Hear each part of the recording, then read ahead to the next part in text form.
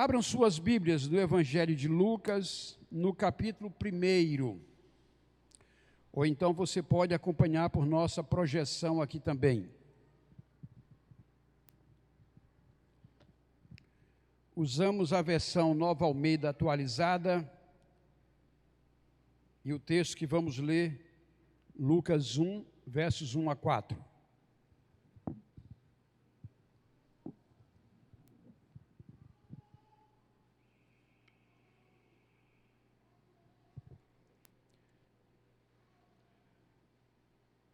Aqueles que não estiverem com suas Bíblias podem acompanhar pela projeção aqui no nosso telão. Visto que muitos já empreenderam uma narração coordenada dos fatos que entre nós se realizaram, conforme nos transmitiram os que desde o princípio foram deles testemunhas oculares e ministros da palavra, igualmente a mim, pareceu bem, depois de cuidadosa investigação de tudo, desde a sua origem, dar-lhe por escrito, excelentíssimo Teófilo, uma exposição em ordem, para que você tenha plena certeza das verdades em que foi instruído. Nossa palavra desta noite tem como título a última expressão deste texto. Tenha certeza das verdades. Vamos orar? Pai, eu quero bendizer o teu nome. Dou graças pela tua palavra, que é fonte de revelação das tuas verdades ao nosso coração. Que na noite deste dia, ó Deus, estejamos receptivos a ouvir sobre essa verdade. Que o teu Espírito, ó Deus, nos torne sensíveis à voz do Senhor e que possamos ouvir na palavra proclamada a mensagem do Senhor ao coração de cada um de nós. Fala primeiro comigo, ó Deus, e fala ao coração de cada um dos meus irmãos, e que seja eu instrumento das tuas mãos. Assim eu oro com gratidão pelo agir do Senhor, no nome de Jesus. Amém. Nós vamos precisar do apoio dos papais, das mamães. Nossas crianças vão permanecer aqui no templo nesta noite e elas não vão estar se retirando para o departamento infantil lá atrás. Meus queridos irmãos, nós encerramos o ano de 2024, trazendo ao coração dos irmãos a informação que em 2025 nós estaríamos contando uma linda história de amor. E essa história de amor, ela é narrada na pena, na escrita de Lucas, o terceiro dos evangelhos. Lucas escreve com a precisão de um cientista, de um pesquisador, de um estudioso, de um historiador. Ele escreve de uma forma meticulosa, de uma forma cuidadosa, de uma forma atenta, de uma forma pesquisada, investigada. Ele escreve na perspectiva de alguém que quer trazer à luz toda a verdade dos fatos daquilo sobre o que ele está escrevendo. Lucas é alguém, de fato, que escreve de uma forma diferenciada entre os 4 evangelhos. Ele, por ser o único gentil dentre os autores do Novo Testamento, ele vai seguir muito o estilo de escrita de alguns dos pensadores, dos filósofos da época. Muito provavelmente ele nasce num ambiente grego e recebe essa influência, e ele então, na sua escrita, vai observar muito o estilo que era próprio daquela época. E é interessante observar que Lucas tem um propósito muito claro diante dele ao empreender a sua escrita. E ele deixa claro este propósito já na sua dedicatória, logo no texto inicial. Ele diz que o seu propósito é dar plena certeza das verdades a respeito do que ele estava pesquisando. E é essa certeza das verdades que nós queremos que os irmãos nesta noite tenham também, que os nossos amigos também tenham. E nós haveremos de ver um pouco mais ao final de que verdades são essas que o escritor está falando. Observem que Lucas não apresenta as suas credenciais. Ele não começa o livro dizendo quem é ele. Ele não começa o livro falando da sua pessoa. Ele não começa o livro falando das suas qualidades, das suas habilidades, das suas capacidades. Ele começa o livro já buscando trazer à tona aquilo que é objeto da sua escrita. Ele quer contar uma história. E essa história é fundamentada não na criatividade de um ficcionista.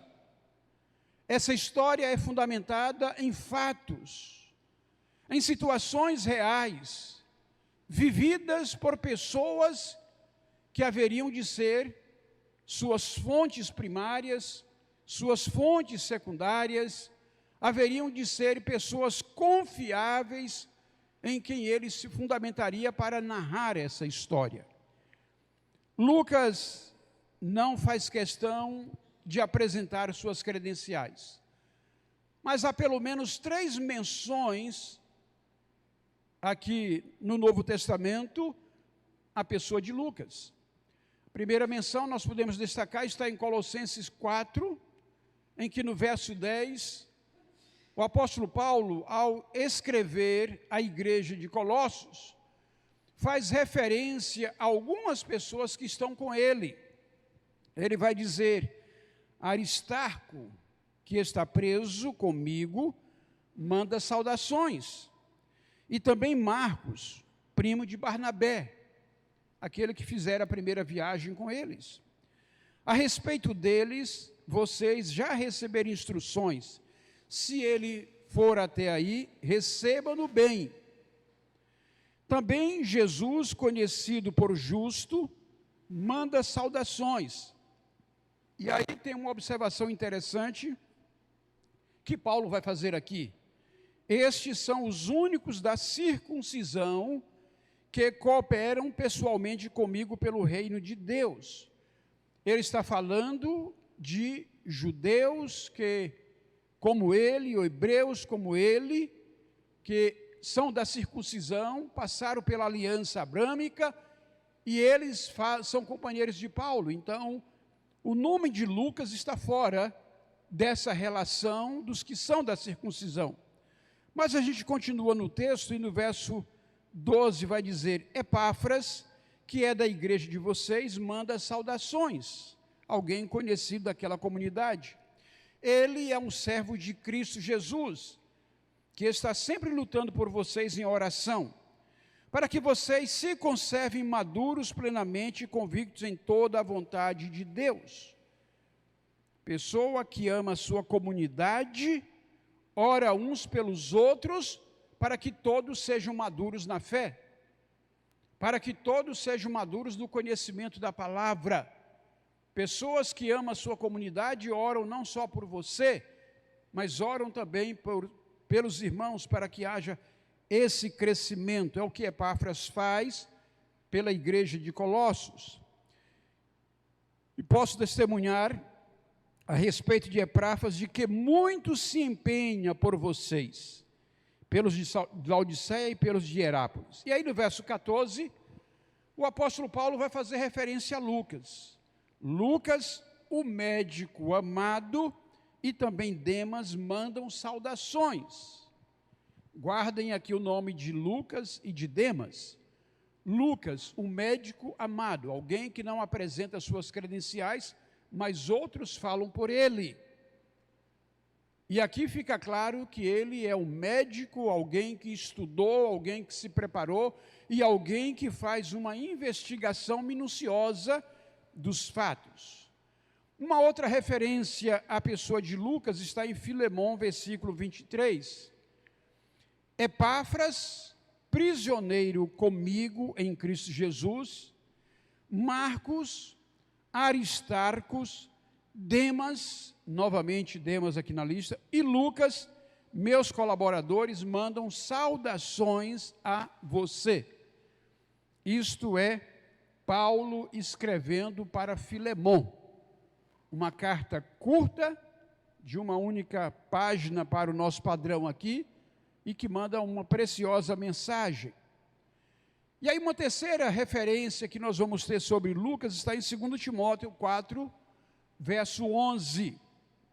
Ele vai dizer assim, aliás, na verdade o verso que eu vou destacar Lucas é, sim, o verso 11, mas eu começo com o verso 9, que diz assim, ó: empenhe-se por vir aqui o mais depressa possível. Ele está falando para Timóteo, jovem pastor e discípulo dele.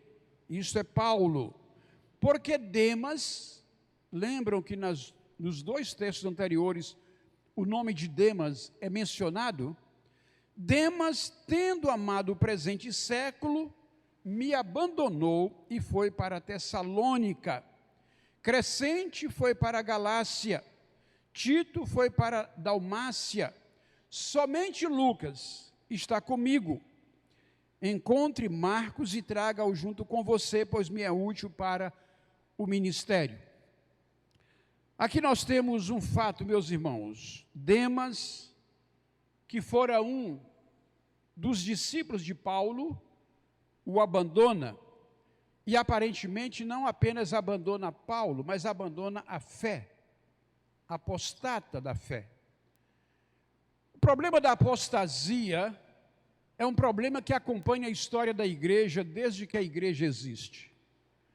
A apostasia aconteceu entre os 12 discípulos de Jesus. Judas foi um apóstata, abandonou aquilo no que fora ensinado. Ao longo da história da igreja, nós vamos ver que as apostasias acontecem. Pessoas que aparentemente conhecem a verdade, mas em algum momento das suas vidas, abandonam essa verdade. Eu sei que para um tempo como hoje, nós temos muitas pessoas que vivem a dor e a tristeza da apostasia.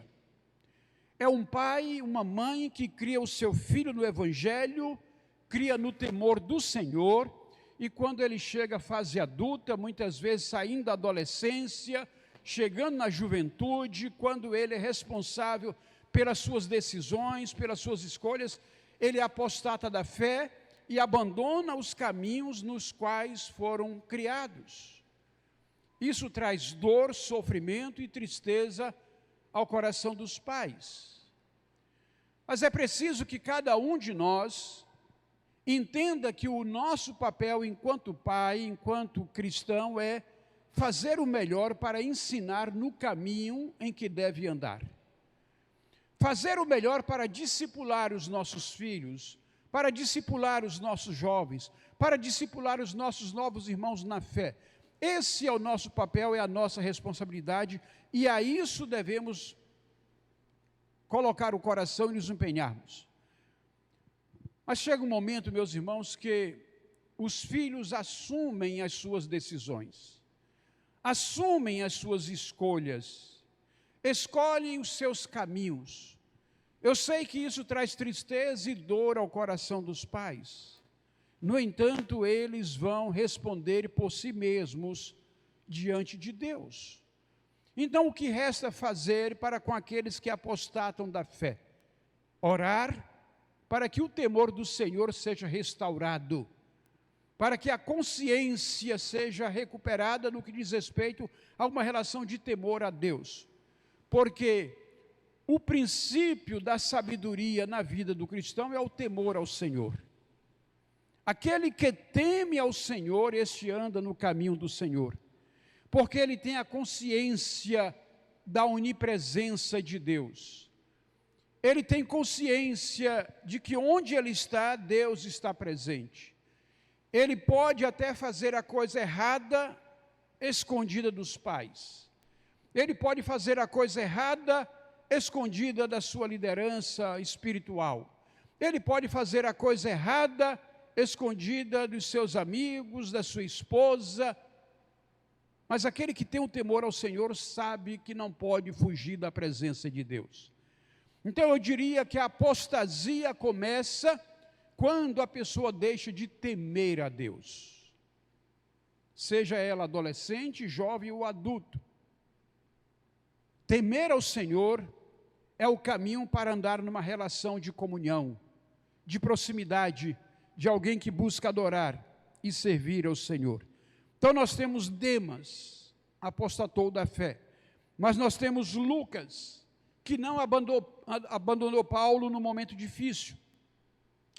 Aqui ele está na sua segunda prisão, ele está em Roma, e aqui é um momento difícil, e ele diz, todos me abandonaram, mas Lucas está aqui comigo, somente Lucas está comigo.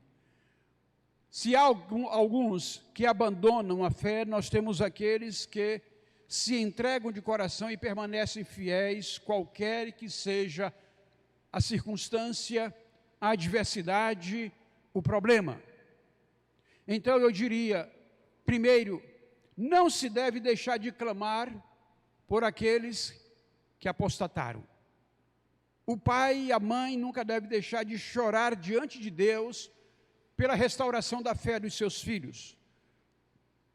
Se há uma oração que Deus ouve, é a oração de um coração quebrantado, de uma mãe que se prostra diante dele e suplica em lágrimas pelos seus filhos. A um coração quebrantado não desprezarás, ó Deus, diz a palavra. E se a mãe tem o pai aliado com ela, essa oração chega com mais força diante de Deus. Então, não deixe de orar. Mas, aquele que está em pé, cuide para que não caia. É preciso manter a perseverança. É preciso cuidar para não ceder às tentações e ser envolvido pelas ciladas do inimigo.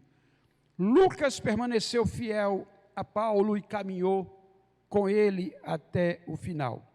Então, nós estamos falando aqui de alguém que tem caráter, de alguém que tem formação qualificada. Nós estamos falando de alguém que é preciso na sua investigação. Esse é o Lucas que nós estamos nos deparando com ele aqui. E este homem, então, diz a palavra, empreende uma narração coordenada dos fatos. Primeiro ele começa dizendo, visto que muitos quem? Certamente ele não estava satisfeito com aquilo que havia sido escrito, entendendo que faltava mais alguma coisa. Aliás, esta é a mente do historiador. Ele sempre consegue perceber que há algo mais que pode ser acrescentado aos fatos. Há sempre uma nova nuance que pode ser colocada. Não é que aquilo que Lucas conhecia de Marcos e de Mateus fosse desqualificado, mas ele entendia que podia agregar algo mais. E ele então compreende que muitos já haviam empreendido a tarefa de escrever sobre aquela história de amor. No entanto, ele se dedica a isso, visto que muitos já empreenderam uma narração coordenada dos fatos. Eles empreenderam. Empreender significa ser proativo, significa tomar iniciativa, significa buscar aquilo que ainda não é conhecido. O termo empreender é muito aplicado hoje à economia, muito aplicado ao comércio, as iniciativas de lucro, mas empreender é qualquer ação que diga respeito a um esforço proativo na busca de se conseguir e conquistar um determinado resultado. Então, eles empreenderam uma narração coordenada. Uma narração aqui diz respeito a contar uma história, diferentemente do conceito das narrativas que hoje são colocadas, muitas vezes, para se convencer alguém de um ponto de vista que necessariamente não é o ponto de vista da verdade. Narração aqui tem a ver com alguém que está empreendendo contar uma história, e uma história que é coordenada, não, como disse, da mente criativa, da ficção, da invenção de um autor, mas ele o faz com base nos fatos. Visto que muitos já empreenderam uma narração coordenada dos fatos que entre nós se realizaram. Entre nós significa dizer que ele está inserido entre aqueles que são testemunhas oculares daqueles fatos. Pessoas que vivenciaram as experiências ali.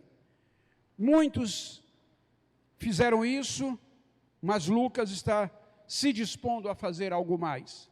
No verso 2 ele vai dizer: conforme nos transmitiram os que desde o princípio foram deles testemunhas oculares e ministros da palavra. Nos transmitiram. Transmitiram a quem? Transmitiram aquelas pessoas que estavam vivendo naquele ambiente. Conforme nos transmitiram os que desde o princípio foram deles testemunhas oculares. Ele está falando de pessoas que conheceram a história que ele vai narrar a partir daquilo que elas viram. Elas não conheceram com base no ouvir contar, mas elas conheceram com base naquilo que elas viram, naquilo que elas presenciaram, naquilo que elas testemunharam. Então nós temos alguém que parte de uma fonte primária. Essa fonte primária são aqueles que testemunharam os fatos. E ele usa também uma fonte secundária, os ministros da palavra, aqueles que proclamaram, aqueles que anunciaram. Então, entre aqueles ministros estavam aqueles que viram e aqueles que tomaram conhecimento e agora estavam pregando também a palavra. Quando ele escreve, isso aqui já está mais ou menos aproximadamente 50 anos distante dos acontecimentos. Então, ele precisa recorrer às suas fontes. E ele recorre como fonte primária, ele recorre àquelas pessoas que foram testemunhas oculares, pessoas que viram. E como fontes secundárias, ele vai ouvir, ele vai tomar como referência pessoas que estão pregando sobre aquela palavra. E aqui eu diria que ele está falando das suas duas fontes principais. Uma foi Maria, a mãe de Jesus. Muito provavelmente, Lucas faz uso das narrativas de Maria para fazer o seu registro. Diferentemente dos outros evangelhos, este é o evangelho que mais valoriza o papel das mulheres no Novo Testamento. Diferentemente de Mateus e de Marcos e de João, há na parte de Lucas a preocupação de colocar as mulheres em um lugar de destaque no ministério de Jesus. Então, muito provavelmente, Maria, mãe de Jesus, foi a sua fonte primária aqui. E muito provavelmente a fonte secundária foi Paulo.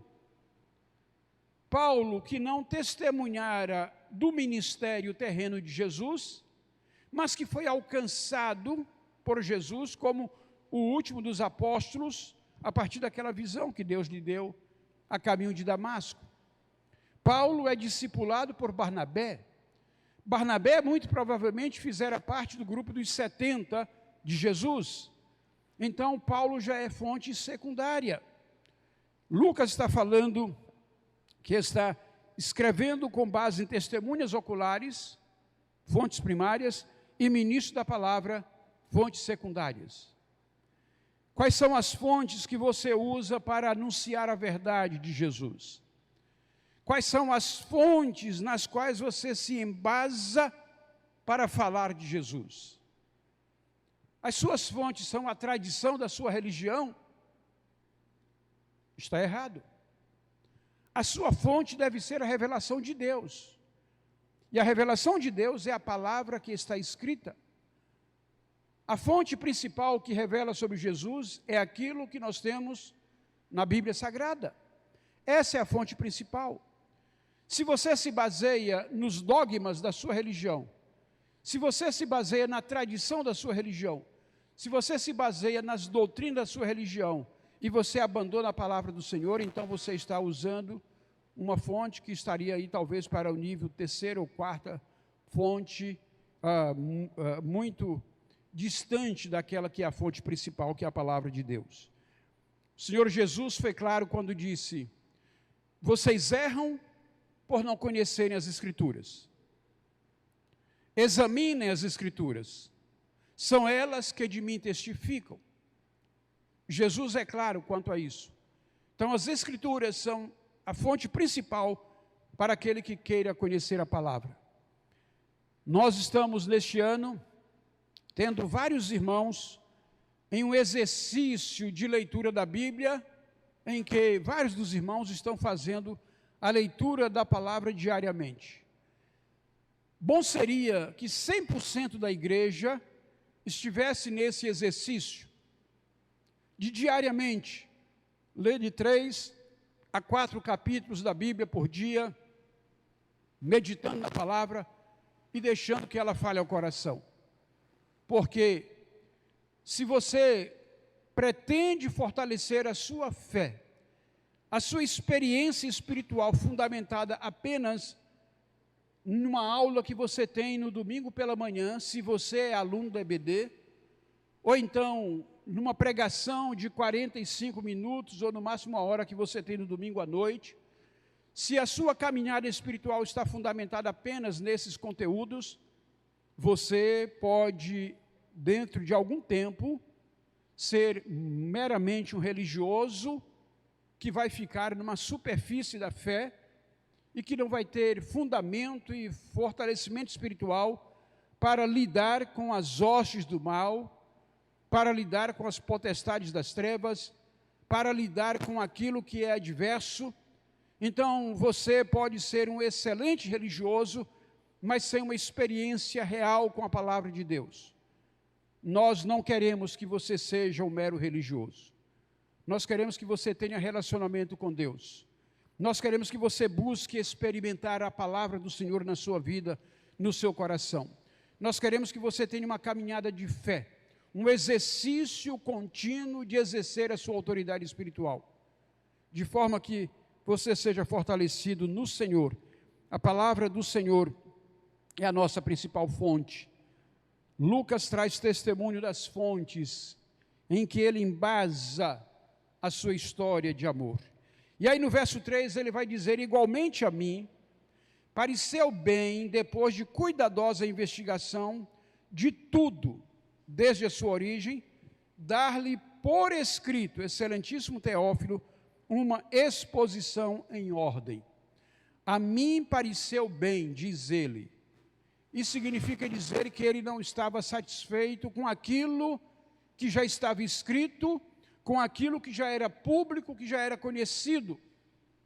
Pareceu bem a ele acrescentar, ou escrever, ou investigar mais. O que lhe parece bem quando você pensa na experiência do testemunho da fé? Você faz um bom uso do seu testemunho pessoal? Você sabia que a melhor ferramenta para você se aproximar de alguém com o Evangelho é você dominar o seu testemunho pessoal? E você pode dominar o seu testemunho pessoal usando de 3 pontos. Quem era você antes de conhecer a Jesus? Como era a sua vida? Mesmo você que tenha crescido numa igreja, que tenha sido criado como um filho de crente, chegou um momento na sua vida que você reconheceu Jesus como Senhor e Salvador. Então fale de como era a sua vida antes de conhecer Jesus, como seu Senhor e Salvador. O seu segundo ponto do seu testemunho deve ser o que aconteceu comigo, como Jesus entrou na minha vida, como Jesus mudou o meu coração, como Ele transformou a minha experiência e fez com que a minha vida ganhasse um novo significado espiritual.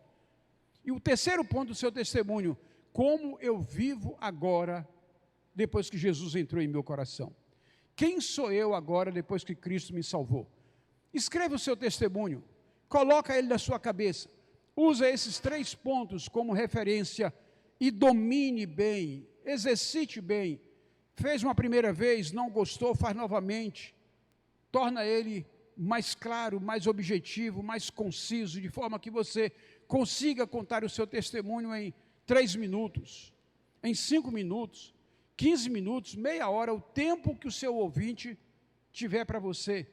Mas tenha com objetividade, capacidade de apresentar ao outro o que Jesus fez na sua vida e como Ele lhe transformou. Pareceu bem, diz Lucas, a mim. Nós precisamos usar dos recursos que ao nosso alcance nos pareça bem para apresentar a alguém essa história de amor. Aí ele diz, igualmente a mim me pareceu bem, depois de cuidadosa investigação. Não se deve ser leviano e irresponsável com a mensagem do Evangelho. Não se deve ser leviano depreciativo no que diz respeito à importância do Evangelho. O Evangelho não é uma mercadoria barata que você tem que empurrar para as pessoas e forçá-las a aceitar essa mensagem. O Evangelho é o poder de Deus, o Evangelho são as boas novas de salvação, o Evangelho são novas de alegria para todo o povo. Lucas vai deixar isso muito claro. Então, não minimize o valor do Evangelho ao apresentá-lo para alguém. Jesus, quando andou entre os homens, ele contou muitas parábolas. Ele não fez questão de descer às minúcias de muitas das suas parábolas e deixou a cargo da interpretação. Ele queria provocar nas pessoas uma capacidade reflexiva que fizesse com que as pessoas chegassem à conclusão da verdade. Precisamos ter o cuidado de apresentar o Evangelho, mas não de baratear a mensagem do Evangelho, tornando algo sem valor diante daqueles que ouvem. Lucas está dizendo, igualmente a mim pareceu bem, depois de cuidadosa investigação. Ele empreende esforço, ele busca investigar, ele busca estudar, ele busca conhecer de tudo desde a sua origem, buscando a informação dos fatos desde o começo, dar-lhe por escrito. Aquilo que não se registra se perde na história. A importância de você ter um testemunho escrito é porque você vai guardar na sua mente aquilo que você vai conseguir colocar no coração do outro e vai ajudar o outro a também saber escrever o seu testemunho. Lucas dá aqui o exemplo da importância de se escrever, de deixar a coisa registrada para que não se perdesse. E o fato dele ter feito isso faz com que essa mensagem chegue a nós ainda hoje.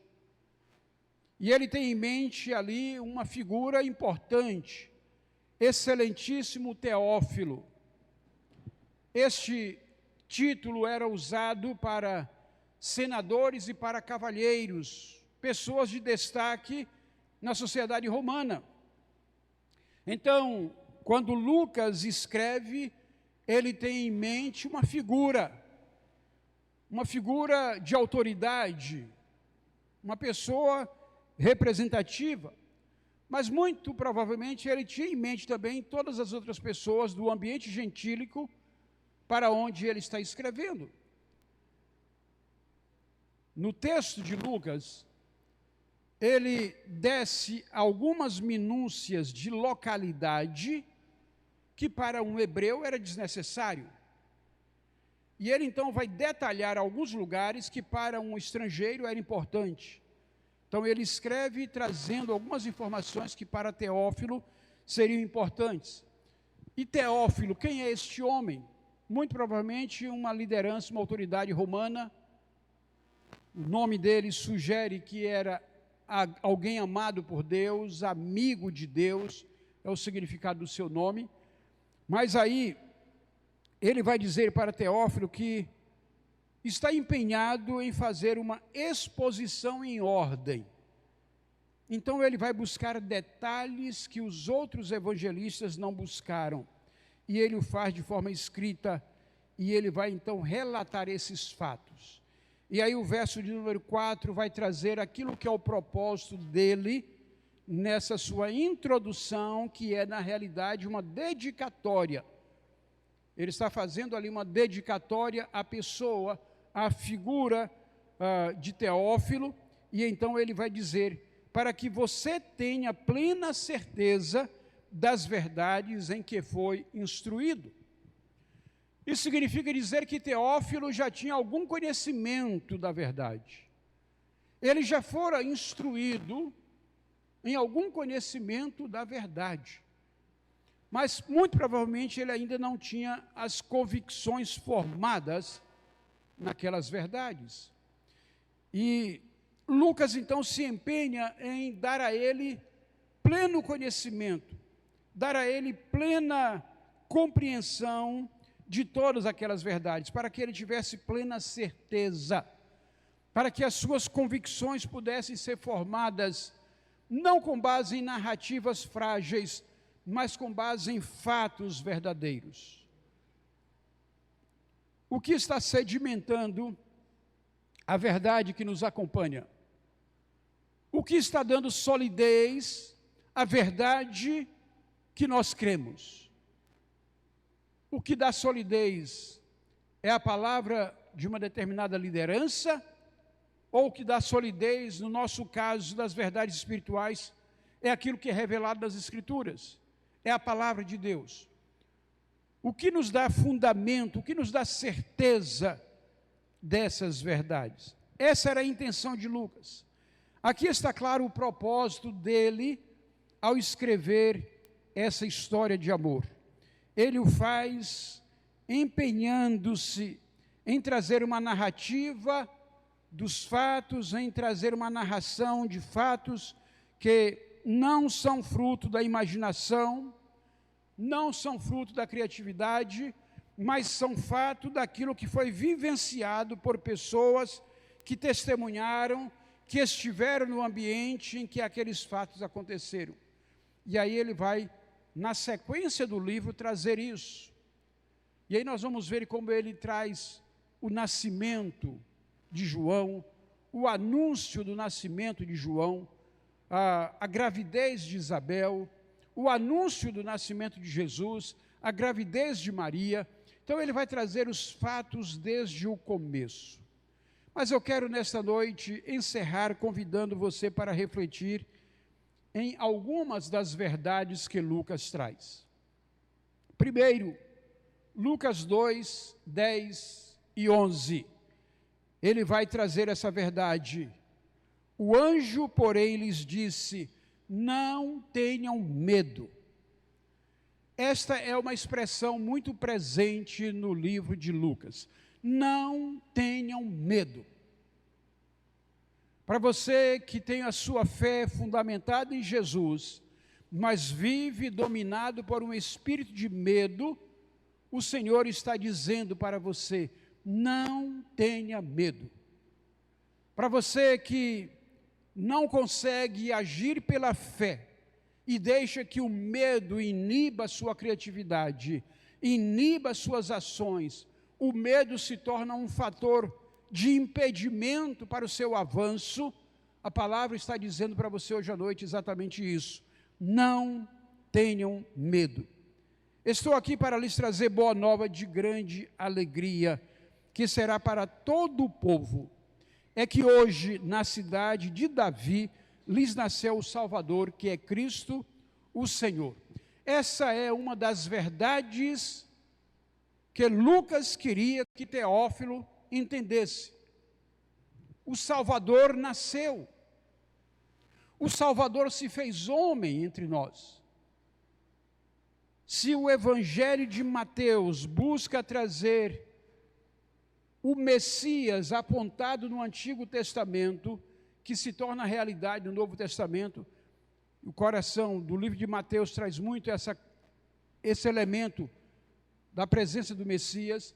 Se o Evangelho de Marcos traz a figura de Jesus como aquele servo que se apresenta para o sofrimento, para o momento da dor, Lucas apresenta Jesus como aquele que se faz carne, aquele que é o homem, que está agindo na história, que está agindo na vida das pessoas, mas ao mesmo tempo ele apresenta um Jesus que aponta para uma época futura, uma época escatológica, uma época do final dos tempos. Então ele traz o Jesus imanente, aquele que está presente entre os homens, e traz o Jesus transcendente, aquele que manifesta a glória de Deus. E aí ele quer deixar essa verdade clara para para aquele a quem ele dirige aquele evangelho. Nasceu o Salvador, que é Cristo o Senhor. Nós temos uma parte das pessoas em todo o mundo que acreditam que o Messias ainda não veio, que o Messias ainda virá. E aqueles que têm essa expectativa estão com seus corações preparados para aplaudir o anticristo quando ele se manifestar e ele aparecer como Messias. Estes não terão dificuldade em acolhê-lo, em recepcioná-lo, porque acharão que ele finalmente é o Messias. Mas o Messias já veio. Jesus é o Messias enviado por Deus. Ele é o Salvador do mundo. Ele é o Senhor. E ele veio para salvar aquele que nele crê. Não tenham medo, eu estou aqui para lhes trazer boa nova de grande alegria. O Evangelho é isso, nova de grande alegria, que é não só para você, mas é para todo o povo. Diz a palavra, que será para todo o povo. Alguns de nós retemos essa alegria conosco, e egoisticamente não compartilhamos com outros. Precisamos partilhar com outros a alegria da presença de Jesus em nós. Precisamos apresentar aos outros essa história de amor, de um Cristo que se fez homem para salvar o homem pecador. O Salvador, que é Cristo Senhor, nasceu na cidade de Davi, disse o anjo para os pastores ali no campo. Uma outra verdade está em Lucas 5:31. Lucas 5:31 diz: Jesus tomou a palavra e disse: os sãos não precisam de médico, e sim os doentes. Não vim chamar justos, e sim pecadores ao arrependimento. Se você já se considera justo, a pregação do Evangelho não é mais para você, você já foi alcançado. Mas se você ainda não foi alcançado pelo Evangelho e precisa do arrependimento, o Evangelho é para você. Se você precisa de arrependimento, você está se percebendo como um pecador. E o pecador precisa arrepender-se. E a mensagem do Evangelho é para aqueles que ainda não se arrependeram e precisam ser alcançados por esse Evangelho. Não vim chamar justos, disse Jesus, e sim pecadores ao arrependimento. Ele estava falando aqui para um grupo de religiosos que, por serem descendentes de Abraão, achavam que já estavam justificados. Eles estão censurando Jesus aqui porque está comendo com pecadores. Eles se acham acima de outros pecadores e censuram Jesus. E aí Jesus diz: não precisa de médico, os sãos e sim os doentes. Jesus está dizendo: eu estou comendo aqui com aqueles que precisam da minha pessoa. Eu estou aqui na companhia de pessoas que estão doentes e precisam desse médico. Eu estou aqui na companhia de pecadores que precisam dessa redenção. Nós precisamos, meus irmãos, zelar pela nossa santidade, pela nossa integridade espiritual, mas não devemos nos isolar dos pecadores do mundo, porque o Senhor Jesus nos ensina que nós somos sal da terra e luz do mundo.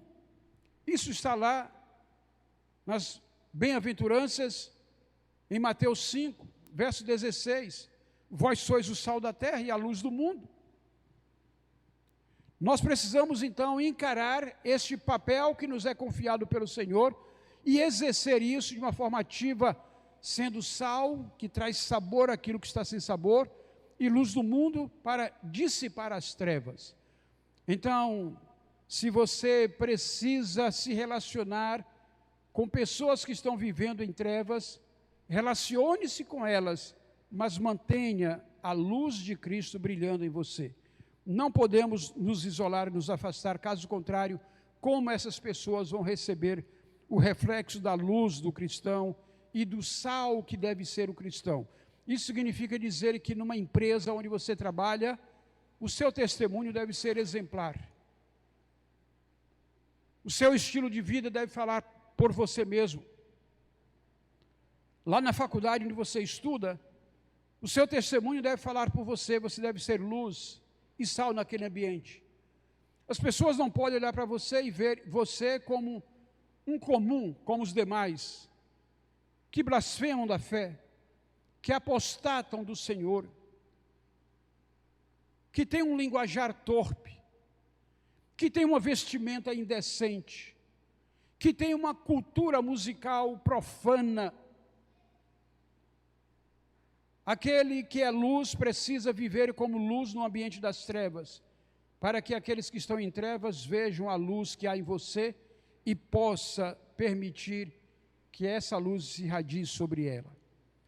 Portanto, Jesus é claro, e essa é uma verdade que Lucas está deixando patente para Teófilo. Os sãos não precisam de médicos, sim os doentes. Você conhece muita gente doente ao seu redor. A doença do pecado, a doença da maldade, a doença das drogas, da prostituição, do vício, da iniquidade que graceja em muitas vidas e famílias. Você conhece. Seja você um instrumento, seja você um médico na vida desses doentes. Seja você um justo que chame um pecador para Jesus. Uma outra verdade que Lucas queria deixar clara, está lá no capítulo 9, versículos 23 a 25. Jesus dizia a todos: se alguém quer vir após mim, negue-se a si mesmo dia a dia, tome a sua cruz e siga-me. Pois quem quiser salvar a sua vida, a perderá, e quem perder a vida por minha causa, esse a salvará. De que adianta uma pessoa ganhar o mundo inteiro, se vier a perder-se ou causar dano a si mesmo? Eis aqui uma verdade que Lucas queria que ficasse clara. Se alguém quer vir a Jesus, é preciso negar a si mesmo.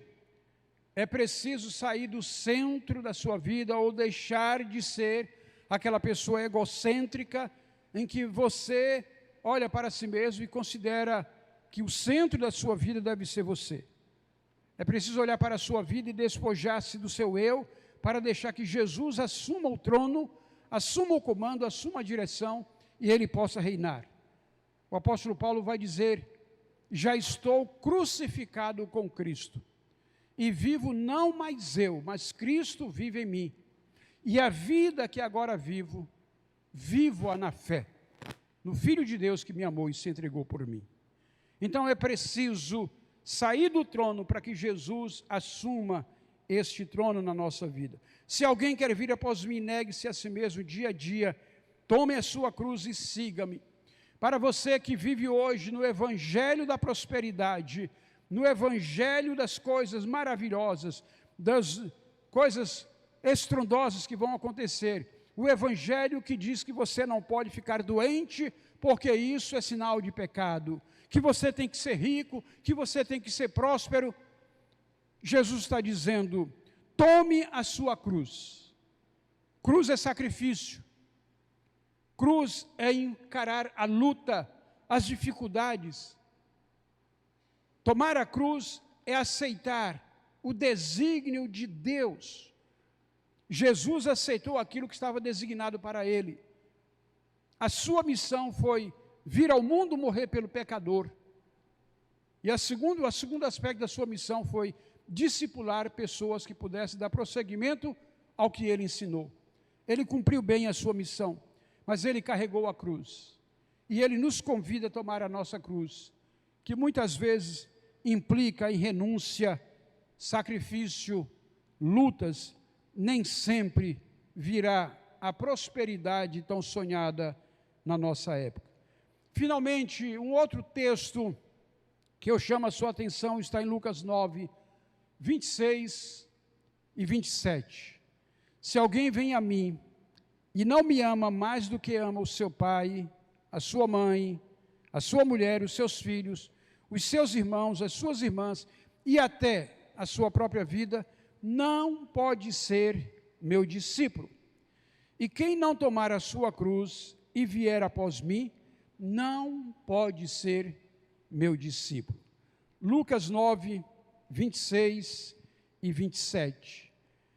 Jesus está colocando aqui para nós, meus irmãos, que o nosso amor por Ele deve estar acima do nosso amor por qualquer outra coisa. Aliás, 2 mandamentos que vão resumir toda a lei são esses: amar a Deus sobre todas as coisas e ao próximo como a você mesmo. Então, o amor a Deus está acima de qualquer coisa. Jesus está dizendo: se alguém vem a mim e não me ama mais do que ama seu pai, sua mãe. Alguns de nós, sem perceber, constituímos ídolos em nossas vidas. Esses ídolos, às vezes, são os pais dos filhos e na relação com os pais. Outras vezes são os filhos na vida dos pais, em que nós os colocamos acima de qualquer coisa e somos capazes de dizer que, na prática, eles estão acima do próprio Deus. Precisamos ter cuidado quanto a isso. Deus abençoou Abraão, dando a ele um filho na sua velhice. Quando aquele filho estava na adolescência, e aquele pai olhava para aquele filho e projetava nele tudo aquilo que ele era ou ele deixara de realizar. Abraão pensara nas riquezas que ele acumulara, que o seu filho iria herdar. Abraão certamente pensara nas aventuras que gostaria de ter vivido, que o seu filho vai viver. Abraão saiu com seu pai terra de Ur dos Caldeus, e eles queriam chegar a Canaã, mas o pai de Abraão parou no meio do caminho, e ele não chegou a Canaã. Mas Abraão, Deus chama e o leva a Canaã. Abraão completa aquilo que, em princípio, seu pai não conseguiu completar. Abraão olha para o seu filho Isaque e vê no seu filho a realização de coisas que ele mesmo não realizara. E sem se dar conta, Abraão está amando mais o seu filho, talvez, do que a Deus. E aí Deus pede a Abraão que sacrifique o seu filho. Deus pede a Abraão uma prova de amor. E Abraão não nega o seu filho. Ali, ele traz as coisas para o seu devido lugar. Ali, ele reordena o lugar de Deus na sua vida. E Deus não permite o sacrifício do filho, porque o que Deus queria era testar o amor de Abraão para com ele. Algumas vezes, sem perceber, Deus pode estar nos testando na nossa relação familiar. Precisamos ficar atentos. O quanto nós amamos os nossos filhos e o quanto nós amamos a Deus. Amamos mais os nossos filhos do que amamos a Deus? Ou amamos a Deus em primeiro lugar e os nossos filhos vêm no devida proporção? Se você é casado, a ordem deve ser amar a Deus, depois amar o seu cônjuge, depois amar os seus filhos. Você precisa valorizar mais o seu cônjuge do que o seu próprio filho. porque ele é a primeira experiência de amor que Deus colocou na sua vida. Se a relação não é saudável, é preciso trabalhar para que ela seja saudável, para que o amor seja uma expressão sincera de um coração verdadeiramente que ama. Mas é preciso dar a Deus o lugar que deve ser de Deus. Jesus cobra isso no ministério ali em Lucas. Se alguém vem a mim e não me ama mais do que ama seu pai ou a sua mãe, a sua mulher, os seus filhos, os seus irmãos, as suas irmãs, ou até a sua própria vida, não pode ser meu discípulo. Ser discípulo de Jesus é muito mais do que ser um cristão. A Bíblia usa pouco o termo cristão, e menos ainda o termo crentes. Mas a Bíblia é farta em usar o termo discípulo. E o termo discípulo fala de uma relação muito comprometida, de uma relação muito pessoal, de uma relação de entrega muito intensa. Então, o Senhor Jesus diz: não pode ser meu discípulo, e quem não tomar a sua cruz e vier após mim, não pode ser meu discípulo. Então, amar ao Senhor sobre todas as coisas, tomar a própria cruz e seguir a Jesus, este é um compromisso de um discípulo autêntico e um discípulo fiel. Meus irmãos, só para ficar nesses exemplos, essas são algumas verdades que Lucas queria dar certeza a Teófilo e a todos aqueles que viessem a ler esse evangelho. São algumas dessas verdades, mas há muitas outras que você vai descobrir lendo o evangelho de Lucas. E nós queremos compartilhar sobre essa história de amor, de um Deus que se manifesta, de um Deus que se faz carne, que habita em um homem e que vem salvar o pecador. Teófilo, amigo de Deus, amado por Deus. Coloque o nome daquela pessoa a quem você ama no início deste evangelho. Coloque o nome daquela pessoa que você tem em alta conta no lugar de Teófilo. E pense neste evangelho como aquele evangelho que você gostaria de estar enviando para um amigo, para um parente, para uma pessoa que você ama. E você gostaria de dar a essa pessoa certeza das verdades que esse evangelho apresenta.